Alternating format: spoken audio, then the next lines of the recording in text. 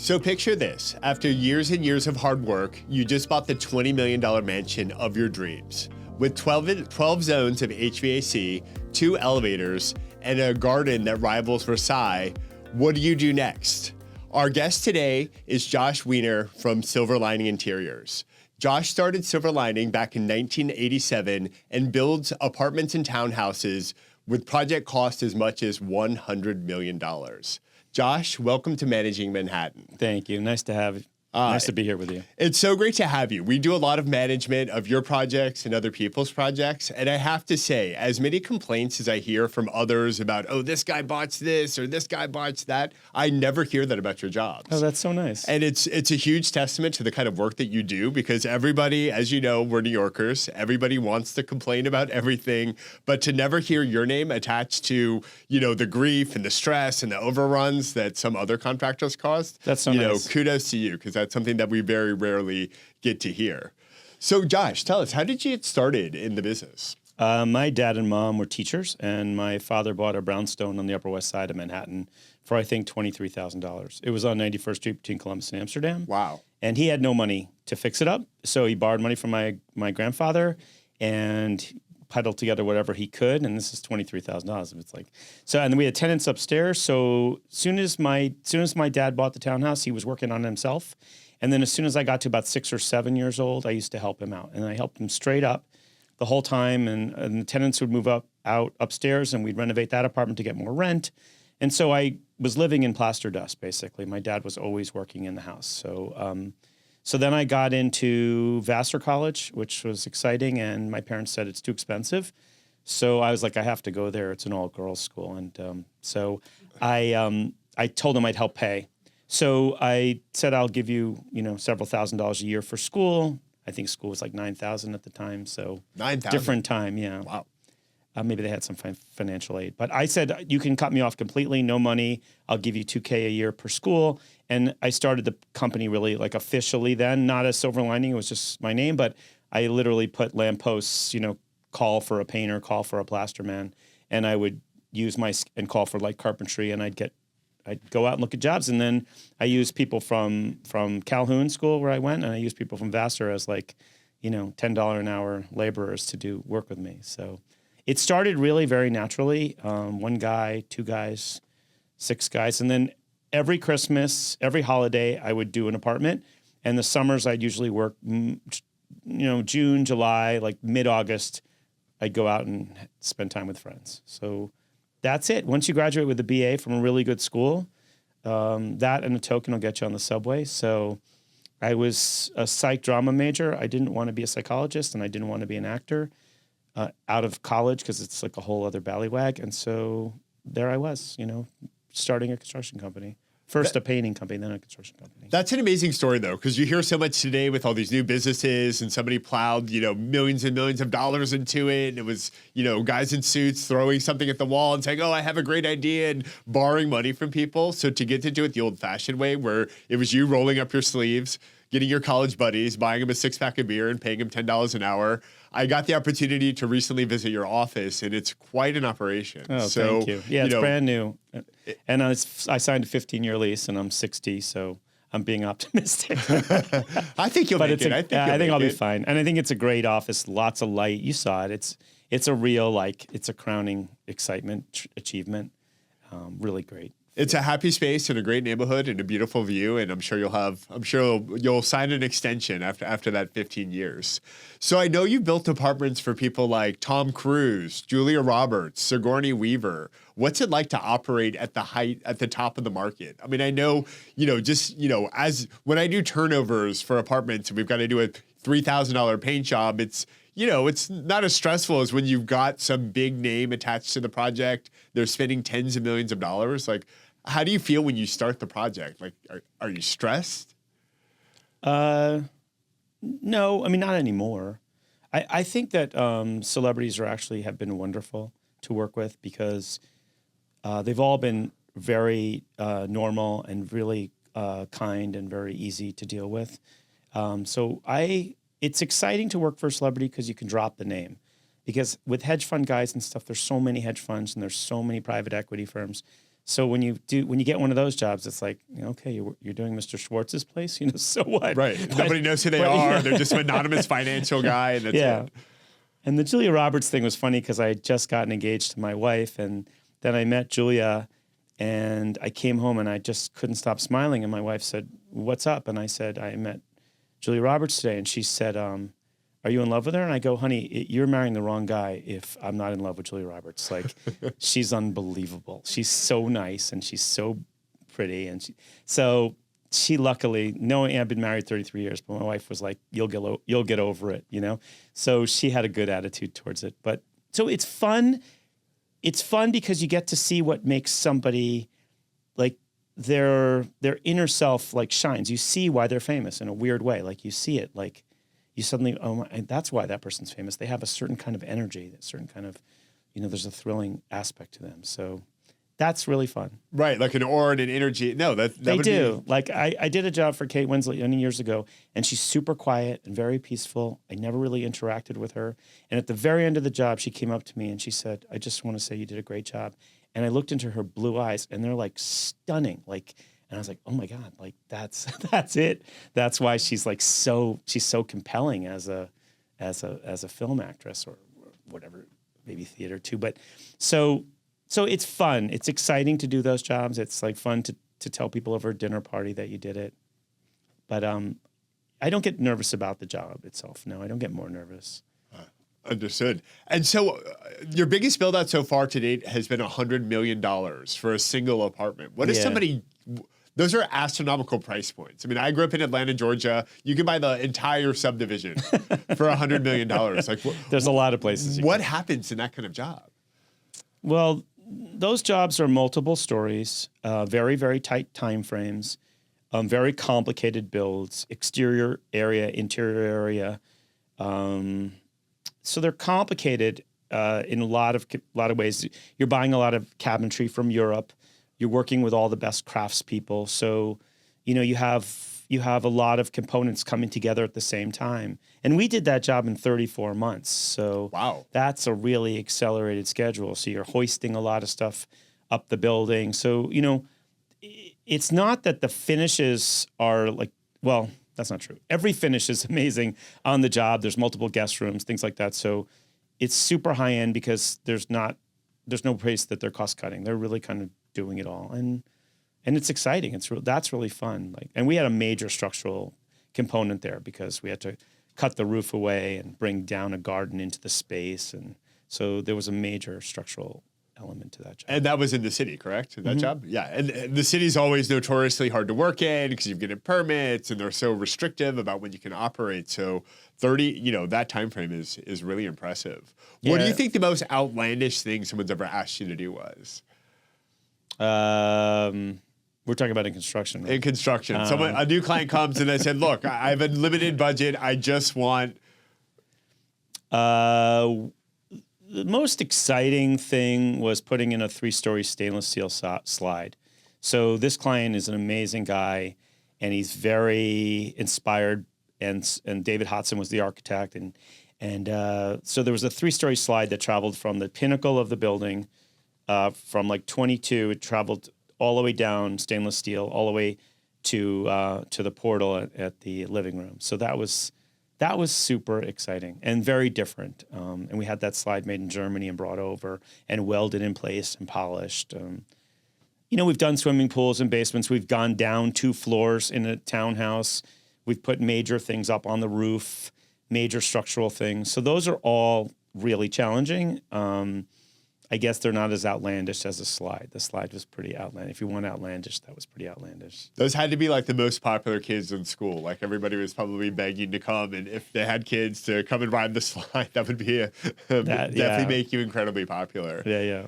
So and he loves it too. Oh, he put the cat down in. The cat came out all puffy at the bottom. That was funny. That's too funny. So I want to talk about what goes into managing these types of places. And obviously, New York has a lot of rules, a lot of regulations. You're dealing with very high value assets. I want to talk about kind of what goes into, like the example I gave when we introed, like the client just bought a $20 million house. And a lot of times I feel like the owner doesn't necessarily think through what the maintenance and repair program on those look like. And they think, okay, I buy the house, it's brand new, I'll be okay. But as you and I being in the business know, there's a ton of stuff that's always happening in these types of places. So I made a little list of kind of the bigger features in a house. If we can kind of chat through like what happens, how often do I have to maintain it? What are the rules? I think it'd be great for our viewing audience to see like what exactly goes in to this, to this endeavor. So, I want to take a short break right now, but we'll be right back and we'll start talking about that. Okay. When we first started Excel Real Property Management 11 years ago, we did so with the intention of protecting the investment community. Here at Excel Real Property Management, we focus specifically on serving the needs of individual apartments, townhouse, and small multifamily building owners both in Manhattan and select neighborhoods of Brooklyn. Our services encompass everything: rent collection, expense payment, handling maintenance and repair, turnover between tenants, insurance needs. Literally anything that an investor would typically handle him or herself, we take care of for them. Whether you hold one individual apartment or a rental building that houses 20 units, Excel is here to help with all of your specific needs.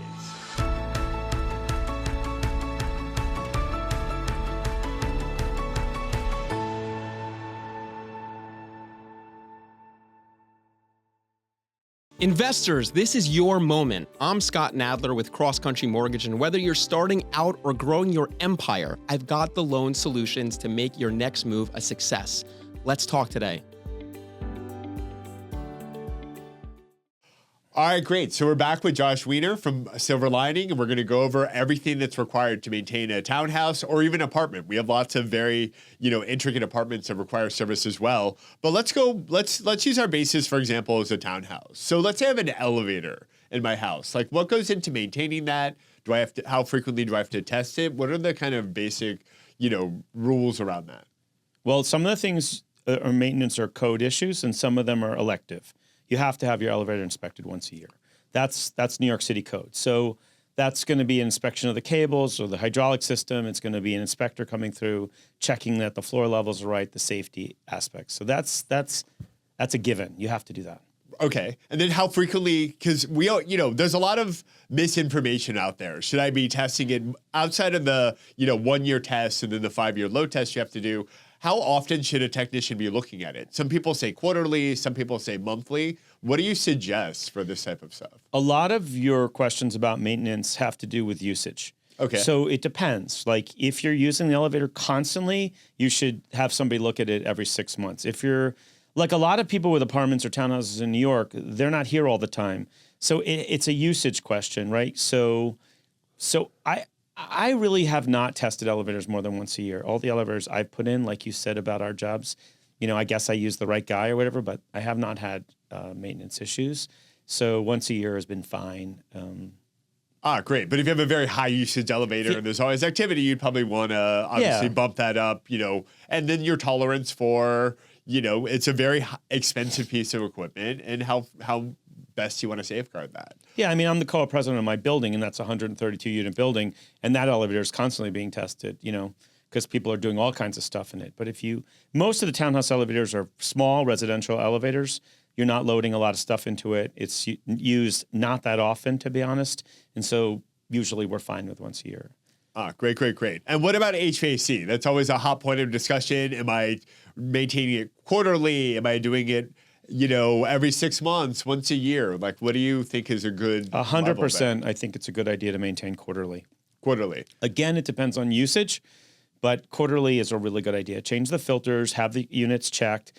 There's a real problem with air conditioning is that the government keeps changing the rules and laws, and so some of the equipment you can't buy anymore. Some of the freons are changing. So, I'm about to have a difficult conversation with a client today that her units are being phased out. So does she buy new units and store them in case, because you won't be able to find them again. And so it's like everything might be around those units. So keeping them up to snuff is really great. Also with the new energy codes, a lot of the units are failing faster than they used to. We used to get solid 15 years out of a unit. We've gotten less than 5 out of some of the units. Like the coils start to go bad. So the energy codes, they made the copper thinner in order to deal with the energy code, and that was a degradation to the product. So quarterly for sure, and it really has to be stress tested quarterly because things go wrong, and if you have to order a part, you're not going to get it quickly. Right, absolutely. And I hope that especially wasn't those too long, condensate lines, the amount of leaks that we get because the condensate's blocked, and that obviously makes a huge mess of things. But it's actually interesting to hear about the coil changes because, you go in a lot of apartments and you see these dinosaur of HVAC units that were 20, 30 years old, and somehow those are running. Yeah, but yeah. then oftentimes with the new equipment, you get one and it's like 5 years old. It's like, all right, the compressor shot, it's leaking. We can't patch it. We've got to, if you're going to do the compressor, you might as well do the whole unit at that point. And, we're just seeing this accelerated lifespan of the equipment. Yeah, try being the contractor on that phone call that 5 years ago you put it in and now it's broken. It's like, yikes. It's like I didn't make it. Like I'm installed it. I installed it. It worked when I put it in. And then, of course, on those accelerated, where they go bad, of course, it's always built in some place where it's hard to get it out, and the access panel's not big enough. It's a whole mess. It's Absolutely a whole mess. brutal, yeah. What about the boiler? Like boilers? Same Boiler kind of has to be regulation? inspected once a year by code. In townhouses, I haven't had to inspect them more than once a year. And maybe you're looking for me to say that it has to be tested more often, but it's usage. It's also usage dependent. So if you have a house with a lot of usage, you're going to have to check it more often. If you're gone 6 months out of the year in Florida, Miami, wherever, traveling, then it's getting fairly low usage. It also depends on what it's being used for. Like we have radiant heat flooring. Sometimes that's coming off the boiler. Sometimes it's not. So then you have to do a test of the radiant heat, because that's running underneath all the floors. So sometimes we'll pressurize that whole system, make sure it's not leaking because God forbid you have a problem there. So it can be more than once a year, but in general, once a year is okay with the boiler. Great. And then you obviously have the once a year thing, and then also you have to register with DEP every 3 years as well. So that's another fun little piece of regulation they've thrown about. What about the backflow preventer? Nobody seems to understand what a backflow preventer does. So if you can kind of explain what that actually does, because I've noticed in the past few years, the city's definitely issued a lot more violations for not testing those. I know the requirement on that is actually once a year, but tell us more about what does a backflow preventer actually do? A backflow preventer prevents cold water getting into the hot water line. So on a lot of the diverters, what can happen is if you leave the setting a little bit halfway in the line, you'll actually get cold water going into the hot or hot water getting into cold. And that's a big problem because you're not reaching the temperature points you do. As far as testing backflow preventers, you got me on that one. I didn't know the city requires once a year. So now I got to go back to all my jobs and have them checked. The only time I've had backflow preventer problems is when the shower body fails, the bodies fail. And when the body starts to fail, you have to replace the body. Usually you get a complaint that the people above or the person in the townhouse above is getting lukewarm water, not hot water. That means there's backflow. Right. So, but I haven't tested them, to be honest with you. Maybe I'm I think we're maybe talking about two different backflows because there's also, there's a backflow that stops like wastewater from coming into the house as well, like that in the basement to prevent like city water. If let's say there's some sort of malfunction, it stops water from coming into the house. It should be come through the waste line as well. I have to ask the head of my maintenance department how often he tests that. You're telling me it's once a year, so now. Yeah, and the city's now really clamping down. I'm sure if Tom was here, he'd say, "You idiot! It has to be done once a year, and we do it for all of your clients." So, it's something I didn't focus on. Yeah, I think the fine's like maybe $300 or $1,000 or something, but it's something they've definitely ramped up on substantially. And now let's talk about stone ceiling. Everybody has these intricate stones, the onyx and these rare marbles from wherever, from Calcutta, wherever they get them from. What do you recommend on this? Because, obviously if you don't maintain it, you're going to have stains on it. You're going to have water spots. What do you recommend that somebody should be maintaining these stones? Like how frequently? Well, it's a usage question again, but also I like to do it once a year. And there's some really good product out there. There's some nano sealers. There's some sealers coming out of California, which are incredible. I'm going to have a conversation with someone this week about a new product. So once a year for sure, especially in a high use area. And then you also have to seal the grout. You have to recaulk. A lot of the buildings in New York too.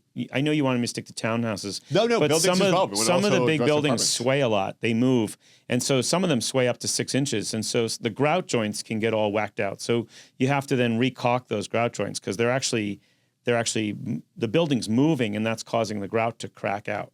So we have to maintain those fairly often. Otherwise you could have a bad leak. Right, especially those big super towers. We always hear these news reports, for some reason they're always particularly picking on 432 Park Avenue because that seems to have the most bad press about the swaying. Yeah, but that's overkill. That was like, we did 9 apartments in there and there was not a problem. I think people are, whatever. It's a fun topic, I guess. And they had a very bad leak that went down the elevator shaft and caused that. But in general, it's no different than any other super tall. They're all moving. Some of them moving more than 432. Absolutely. Like for example, one Manhattan, one Madison. I can't remember the one address. that's falling over. They have not that one. All right, we actually have to take a short break, and we'll be right back. This beautiful set here at Studio 1873 is brought to you by the Everset. The Everset provides full-service staging and furniture rental solutions in the New York area. We work with Brown Harris Stevens and many other top real estate firms, staging their homes to sell quickly and at the highest price possible. Our staging is affordable without sacrificing quality or design. For more information, please visit us at staging.theeverset.com or email us at staging@theeverset.com to request a free proposal. What do you really need to know about buying or selling a home? First, it's serious business, and it's complicated. There's a lot of money on the table, and emotion too. You need an agent who knows the ropes. So, whether you're buying or selling your home, work with professionals who have a mastery of the craft. All right, we're back with Josh again, going over our routine maintenance programs for our townhouse or apartment. Now, let's talk about pools and hot tubs. Pools and hot tubs are such a desirable feature, but I have to say, of all the category of different amenities you can have in a house or an apartment, they always seem to be the most difficult to have operating properly. And I probably manage houses, and we probably have, I don't know, at least 50 either pools or built-in saunas, and it's always a mess. You have very limited resources that are able to service these things. Oftentimes, like I have at a house downtown where the only person who can really service it is in Colorado. So the manufacturer recommends you fly them in from like Boulder or somewhere. It's crazy what they're recommending. I mean, what should we be doing to maintain the pool? And I know you're probably going to come back to usage and how frequent you are. Some people are saying weekly. Some people are saying monthly. Like what do you think is a good, rhythm to, maintain these types of assets? Well, the interesting thing about a pool is it's complicated because pools add a lot of humidity to the residence. And so when you're checking a pool, you're also checking other stuff. So you're checking that the dehumidifiers are working, because if you have dehumidifiers that aren't functioning, the whole townhouse can smell like chlorine in no time fast. Oh, and you'll have a mold problem in a New York minute. Maintaining a pool is not less than once a month. But your HVAC guy should be there also at the same time checking all the dehumidifiers too, because at the end of the day, the pool might be fine. Right. It's the dehumidifying that room that becomes critical. The pool probably will function. It's like most of the time they're inside, so they're not getting leaves in them. I recommend pool covers because they help lock in they're the automatic pool covers. Those are great for like locking in the humidity a little bit, preventing so much evaporation happening. It's also keeping the temperature, inside the pool. So I think that you should have your pool maintained monthly for sure. But I think the HVAC, if you have a pool, you should have the HVAC guy there with them monthly as well. No, I agree with that. As far as esoteric pool guys maintaining pools, I never heard of that. There are like 5 or 6 companies that I've used. I generally stick with the guy who put it in until he fails me. Right. And then I move to somebody else. So, because they have some ownership stake in the whole thing. So yeah, and they know it better than anybody else. They built it. They should know where all the piping is and where all the critical components are. So, but a lot of the good guys in the Hamptons, they work in Manhattan. So like I don't want to name names, but like they're here, they're local, and they have staff. So I like to stick to them. They have pools in health clubs and things like that. So they know the better. I'll have to get that list from you, because that's probably the biggest point of frustration we have when managing these assets. There's always something wrong with the pool. There's always something wrong with the jacuzzi. A lot of it was just short-sighted engineering, and they put it in a place it shouldn't have gone. And I had one owner who paid like maybe $300,000 to put it in, and immediately, within 6 months ended up chopping it up and taking it back out. So we've always had such a tough time with that. You're talking about like a spa on the roof. Yeah, like a spa on the roof. And the guy's Yeah, I yeah. spent $300,000 on this. I did not step foot in it one time. And I guess I can't remember what the actual issue is, but he ended up scrapping the whole thing and saying, maybe I just want a nice Zen garden instead. That's frustrating. Of the pool. Yeah, I mean, a roof has to be maintained weekly because you're getting leaves, getting soot coming off of Weekly other on the buildings. drains. Yeah, those are my Weekly next on one. exterior Drains pools. I was talking about interior pools, okay. which you could do monthly. Exterior pools, absolutely weekly. Right. Or spa, weekly. You also check the chemical levels and all that stuff. So, yeah, that's absolutely weekly. Again, I recommend covers. Yeah, covers are important, especially with what you see floating around the city. And, on a windy day, you'll start to see like plastic bags that are somehow like floating in the air Or people. 10 stories tall or people in a lot of cases as well. So you got to make sure that debris is not getting in. What about our exterior gutters and drains? Like where we... Well, obviously in the fall, it's huge, right? So you really should be like getting someone there every week or two in the fall. The rest of the seasons, you can have somebody monthly checking them. I think you're all right. But in the fall, you really have to get, and I have a lot of people who don't do it.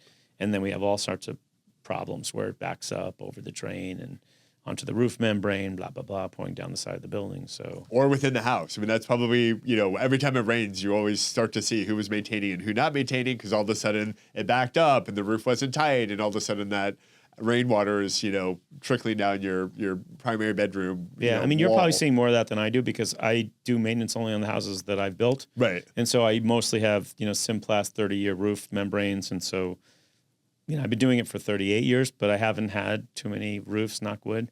Probably this afternoon I'll have my first roof that leaks because we're talking about Oh, it no, now. no. And if you do, don't blame me. Don't blame me.